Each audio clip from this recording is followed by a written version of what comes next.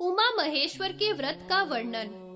सूत जी बोले, उमा महेश्वर व्रत शिव जी के द्वारा कहा गया, पुरुष तथा सभी प्राणियों का हित करने वाला है, वह तुम्हारे प्रति कहूँगा। पूर्णवासी में अमावस्या में, अष्टमी में, चतुर्दशी के दिन रात्रि में हविष्यान का भोजन कराना चाहिए तथा शिव की पूजा करनी चाहिए। 1 वर्ष तक व्रत करके बाद में सोने की या चांदी की प्रतिमा बनाकर प्रतिष्ठा करें। ब्राह्मणों को भोजन कराकर दक्षिणा दें। रथ में बिठाकर उस मूर्ति को शिवालय तक ले जाएं। इस प्रकार वह शिव सायुज्य को प्राप्त होगा। जो कन्या अथवा विधवा 1 वर्ष तक इस प्रकार व्रत को करे, वर्षांत में भवानी के साथ प्रतिष्ठा करे, तो भवानी की सायुज्य को प्राप्त होती है। अब व्रतों का क्रम महीनेवार कहता हूँ, सो सुनो। मार्गशीर्ष के महीने में नवांग पूर्ण बैल को शिवजी के नाम से छोड़ता है, वह शिव और भवानी के साथ आनंद को प्राप्त करता है। पौष के महीने में त्रिशूल का दान करने वाला, माघ मास में सर्व लक्षण संपन्न रथ को प्रदान करने वाला, फाल्गुन में सोने या चांदी की प्रतिमा बनाकर शंकर के मंदिर में स्थापना करने वाला भवानी के साथ सायुज्य को पाता है।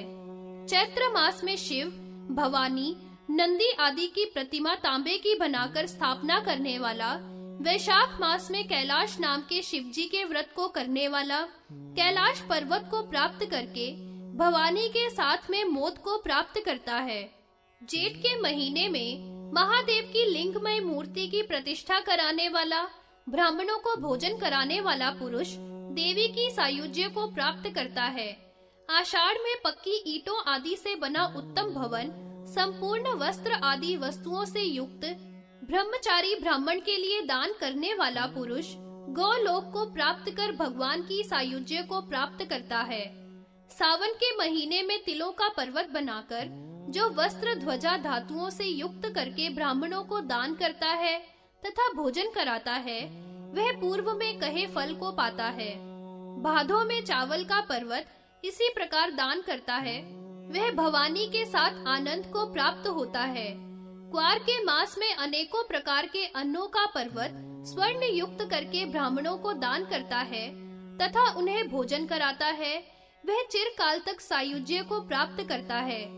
कार्तिक के महीने में जो नारी देवी उमा की स्वर्ण आदि की प्रतिमा बनाकर तथा देवेश शिवजी की प्रतिमा शिवालय में उसकी स्थापना करती है, वह शरीर को त्याग कर भवानी और शिव के साथ परम आनंद को प्राप्त होती है। जो कोई भी एक समय भोजन करके कार्तिक से अगहन तक 1 वर्ष तक व्रत को धारण करता है, वह शिव के साथ आनंद को प्राप्त करता है, चाहे वह पुरुष हो या स्त्री हो। ऐसा शिवजी ने स्वयं ही कहा है। पंचाक्षर महात्म्य वर्णन।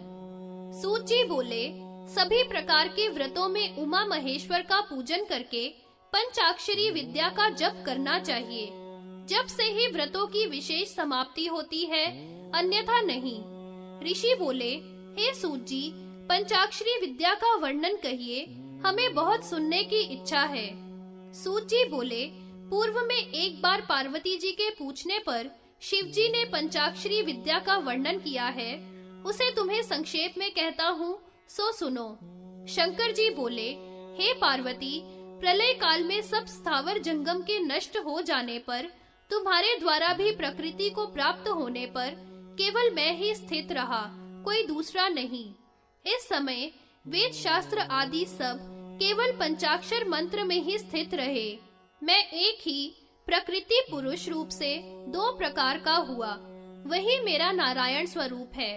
फिर योग की शैया में जल में शयन करता हूँ, तब नाभि से 5 मुख वाला ब्रह्मा उत्पन्न होता है। सृष्टि की रचना की इच्छा से 10 मानसिक पुत्रों को पैदा करता है। उनको सृष्टि बढ़ाने के लिए ब्रह्मा मुझसे इन्हें शक्ति प्रार्थना करता है। तब मैं पंचाक्षरों का ब्रह्मा को उपदेश करता हूँ।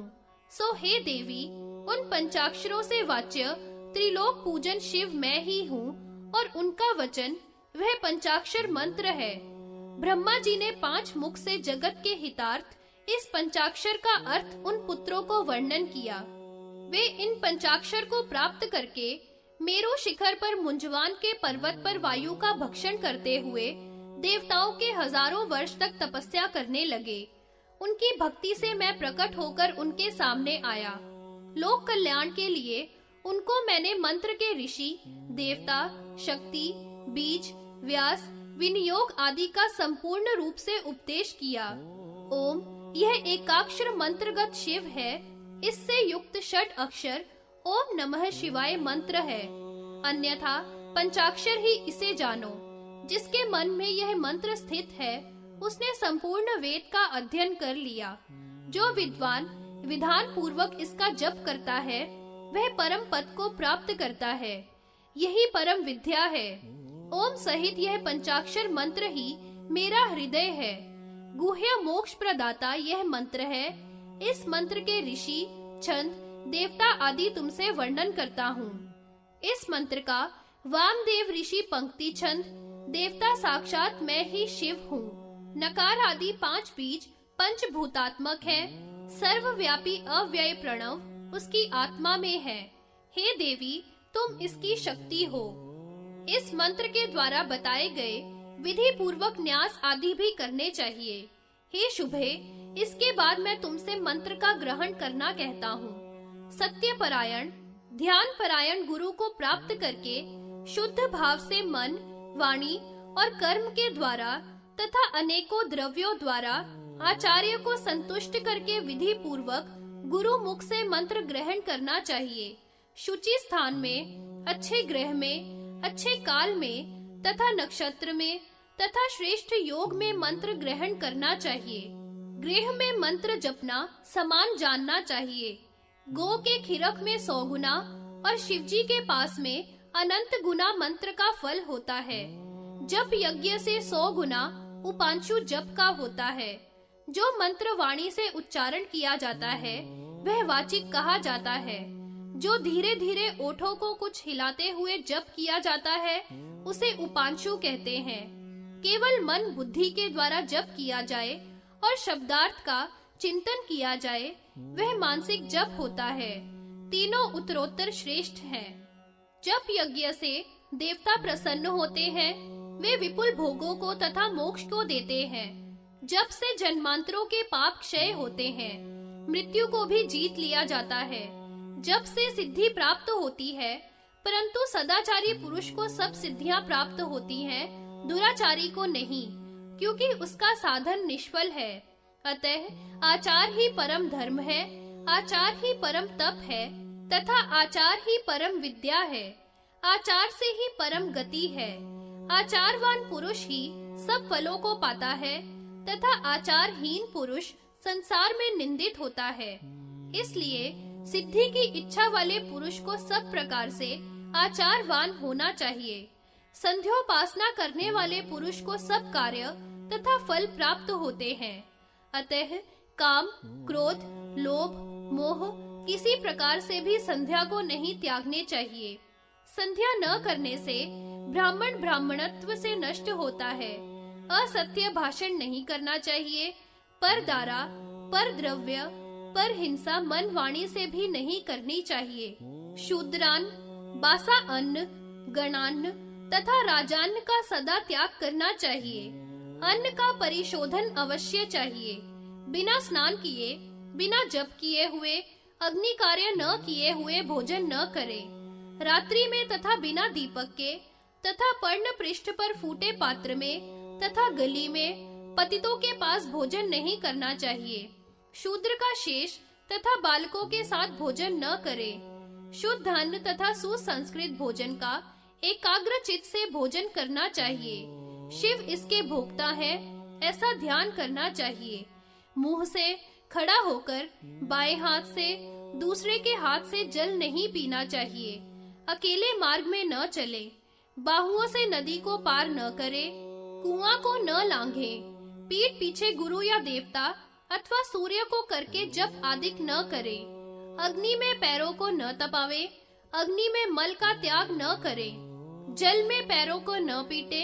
जल में नाक, थूक आदि मल का त्याग न करे। अज, स्वान, खर, ऊंट, मार्जार तथा तुष की धूलि का स्पर्श न करें। जिसके घर में बिल्ली रहती है वह अंत्यज के घर के समान है। उस घर में ब्राह्मणों को भोजन नहीं करना चाहिए क्योंकि वह चांडाल के समान है। पात की हवा, सूप की हवा, प्राण और मुख की हवा मनुष्य के सुकृत का हरण करती है, अतः इनसे सदा बचना चाहिए। पाग बांध करके, कंचुकी बांधकर, केश खोलकर, नंगे होकर, अपवित्र हाथों से मैल धारण किए हुए जप नहीं करना चाहिए। क्रोध, मद, जम्भाई लेना, थूकना, प्रलाप, कुत्ता का या नीच का दर्शन, नींद आना, ये जप के द्वेषी हैं। इनके हो जाने पर सूर्य का दर्शन करना चाहिए तथा आचमन, प्राणायाम करके शेष जप करना चाहिए। बिना आसन पर बैठकर, सोकर, खाट पर बैठकर जप नहीं करना चाहिए। आसन पर बैठकर रेशमी वस्त्र या बाघ चर्म या लकड़ी का या ताल पर्ण का आसन पर बैठकर मंत्रार्थ का विचार करते हुए जप करना चाहिए। त्रिकाल गुरु की पूजा करनी चाहिए। गुरु और शिव एक ही है। शिव विद्या और गुरु भक्ति के अनुसार फल मिलता है। श्री की इच्छा वाले पुरुष को गुरु की आज्ञा का उल्लंघन नहीं करना चाहिए। गुरु के संपर्क से मनुष्य के पाप नष्ट होते हैं। गुरु के संतुष्ट होने पर सब पाप नष्ट होते हैं। ब्रह्मा, विष्णु, रुद्र आदि सभी देव गुरु की कृपा से ही उस पर संतुष्ट होते हैं। अतः कर्म, मन, वाणी से गुरु को क्रोध नहीं करना चाहिए। गुरु के क्रोध से आयु, ज्ञान, क्रिया सब नष्ट होते हैं, उसके यज्ञ निष्फल होते हैं। शिवजी कहते हैं, जो इंद्रियों का दमन करके पंचाक्षर मंत्र का जप करता है वह पंचभूतों से विजय को प्राप्त करता है। मन का संयम करके जो 4 लाख जप करता है वह सभी इंद्रियों को विजय कर लेता है। जो 25 लाख जप करता है वह 25 तत्वों को जीत लेता है। बीज सहित, संपुट सहित 100 लाख जप करने वाला पवित्र आत्मा परम गति को प्राप्त होकर मुझे पाता है। जो इस पंचाक्षर विधि को देव या पितृ कार्य में ब्राह्मणों से सुनेगा या सुनाएगा वह परम गति को प्राप्त होगा।